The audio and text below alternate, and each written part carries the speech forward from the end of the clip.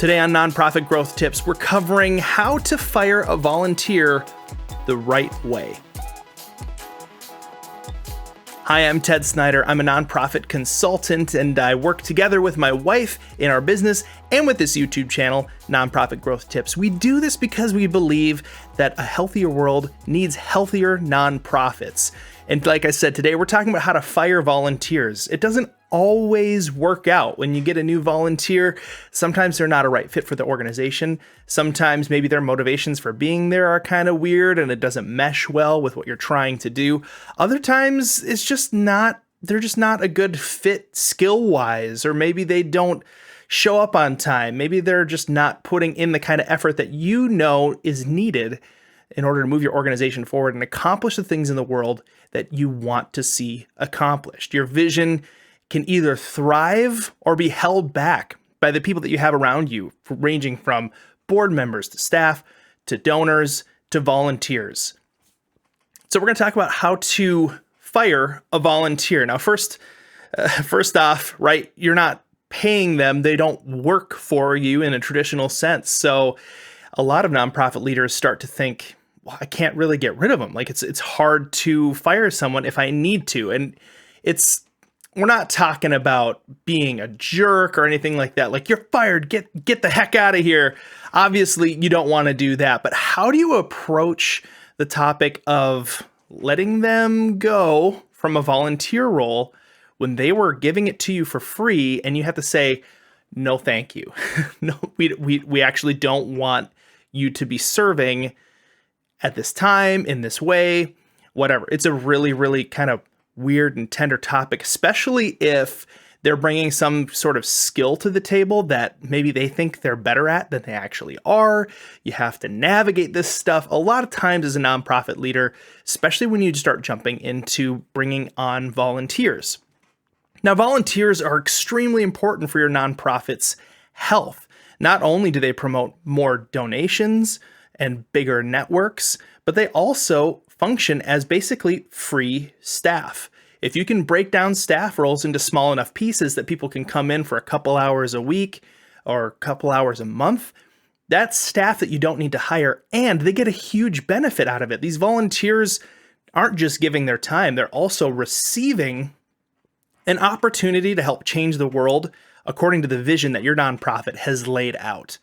And so they're getting something great out of this. So when you release them from it, when you fire a volunteer, it can actually be a pretty hurtful experience for them, especially because nonprofits typically have a bit of like a family vibe. And so it doesn't just feel like they're being let go by a business and now they don't have a paycheck. They feel like their relationships could get torn as well. So let's talk about how to actually do this. First of all, you want to set yourself up for success by onboarding volunteers with the right expectations. If they have really clear expectations of what's going to be required as part of their volunteer role, how much training that you're going to give them, how long until you take the training wheels off, certain volunteer roles are really easy and you could have pretty much any unskilled person do them. Like, for example, we talk about this all the time, but like envelope stuffing is a really great one. It's kind of hard to mess that up. But if you have a different volunteer role that's like very like front facing, let's say that you're helping the homeless in your city and you have a volunteer role that actually goes out and talks to the homeless people and gives them a blanket or something like that. When you're front facing, that's a skill that you need to develop. And also you need to learn how to do it in a way that's safe. You need to learn how to do it in a way that's effective, that communicates care. So there's a lot more that goes into these higher skill type of volunteer roles. So make sure you have a really good and clear list of the expectations that you are putting on the volunteer. When they raise their hand and say, I want to volunteer, they should know exactly what they're getting into. And one of the expectations on the list should be like, hey, if for whatever reason you're not able to meet these expectations, we will probably ask you to not serve in this capacity. And you want to provide yourself an out for them to understand that if it's not working, you're going to let them go. But also for you as a leader, you need permission to be able to sort a little bit. If someone is being rude to the homeless as they're handing out blankets, you need to nip that in the bud, right? You need to take care of that. Maybe have a conversation with them, but if they keep doing it and treating these people without dignity, then you're going to have to release them, right? So just letting them know this is what's expected. And then one of the expectations is if you can't do this, it's okay, but we're not going to have you serve in this way. Secondarily, address small issues early on. You want to have those lines of communication open so that way you can start the conversation about things that aren't working early, so that by the time it does reach a point where you need to let them go, there has been a history that they can look back and say, yeah, they can agree with you. This hasn't been working out. I've had to be talked to many times about this issue. Let's say you have a volunteer who doesn't show up on time.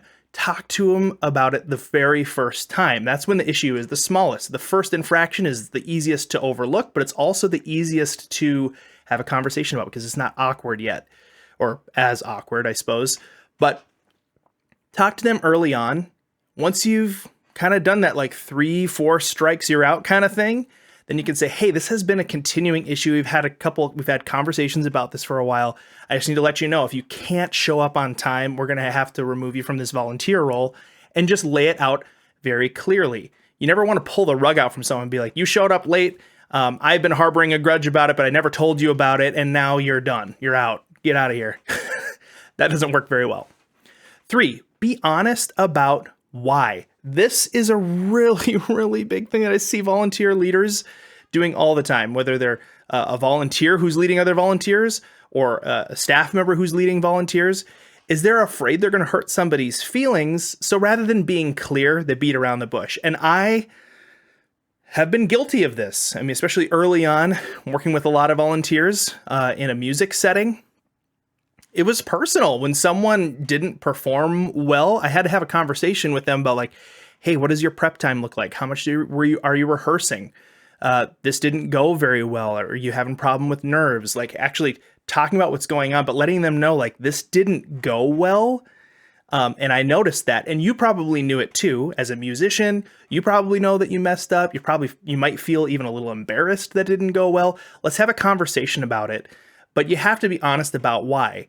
If it's like a situation, let's say in a music setting where they're not performing to the standard that you need them to perform at, and it could be a variety of issues. Maybe they didn't practice. Maybe they aren't showing up on time. Maybe they aren't skilled enough yet, and then maybe they need to go take some lessons or something, right?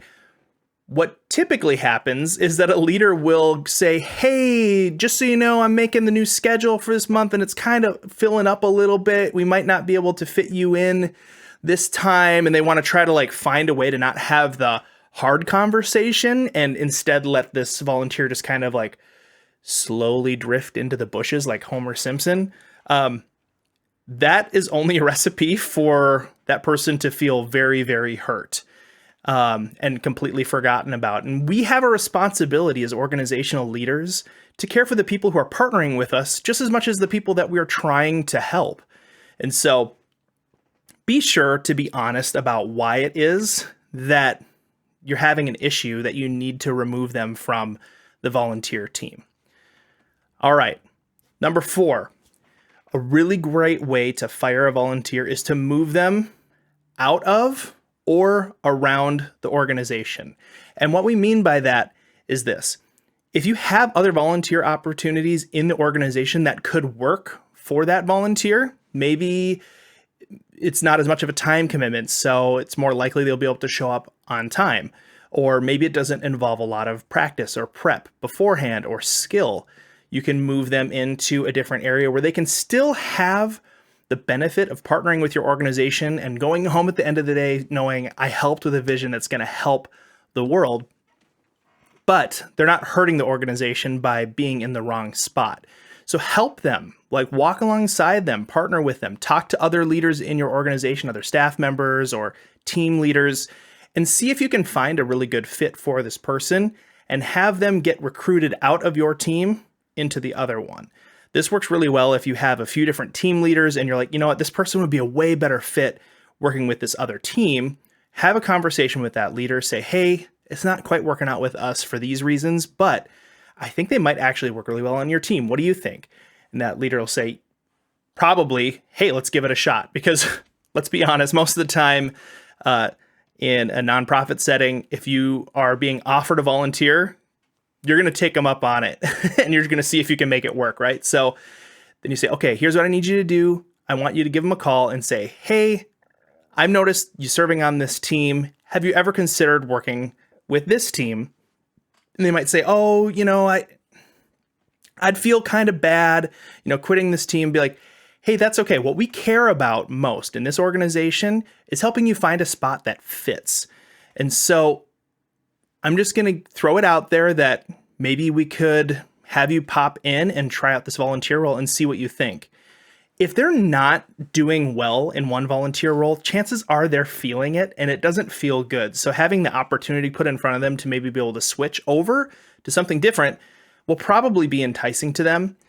But then you just want to open up those lines of communication clearly again. After that first initial contact has been made with the other leader, then just kind of hold their hand through the process and say like, hey, so-and-so told me that they contacted you. I think that actually might be a really good fit for you. I want you to know it's okay if you want to try that out. And we've had a couple issues in the past with this thing. Maybe it would be a better fit for you. Have that conversation with them, be open about it, but that way they feel like they're wanted in a different group rather than feel like they're unwanted. So help them find a spot where they are like deeply wanted in your organization. If you can't find that, find a partner organization, a different nonprofit organization that has volunteer opportunities, and make an introduction. Just help them meet other people that could possibly make it work. Basically, you don't want to fire them and then push them out into nowhere. You want them to have somewhere else to go when you do have to have that hard conversation. So help them meet some people, help them make some new connections. So that way, when you say, hey, look, this isn't working out, I do think it might be good for you to go check out that other volunteer organization because their way of doing things might mesh more with your personality or your skill set or whatever it might be. Just be honest. So if you're thinking, hey, I think I got this covered, remember that volunteers can fire you if you're not owning up to the task of being a great leader. And we actually have a video for you on our nonprofit growth tips that can help you with that. This is 5 ways nonprofits treat volunteers like kindergartners. Keeping these things in mind will probably help you not to step over that line into being a leader that volunteers want to fire. So if that sounds helpful, we'd love for you to go over and check that video out, and we'll see you there.